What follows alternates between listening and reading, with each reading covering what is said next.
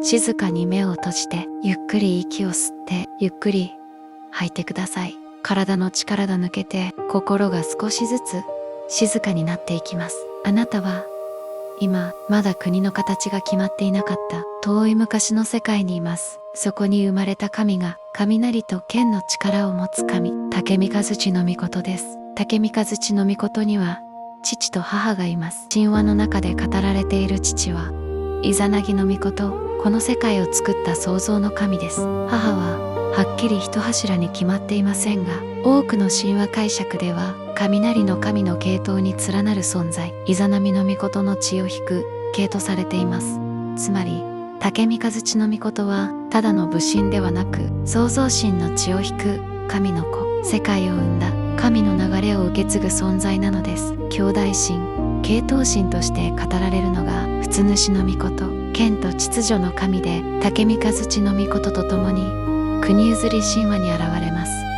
二柱は戦友ではなく、役割を分け合う神の家族、竹三日月の命が力の秩序を司り、仏主の命が理の秩序を司る存在です。神話的には父は世界を生んだ神、兄弟は世界を支える神という構造になっています。竹三日月の命は破壊の家系ではなく、創造と秩序の家系に生まれた神でした。その時代、世界はとても不安定でした。争いが多く、秩序がなく、人々も神々もこの国には争いを終わらせる力が必要だと感じていました。そこで天の世界は一柱の神を選びます。それが雷と剣の力を持つ神、竹三日月の命です。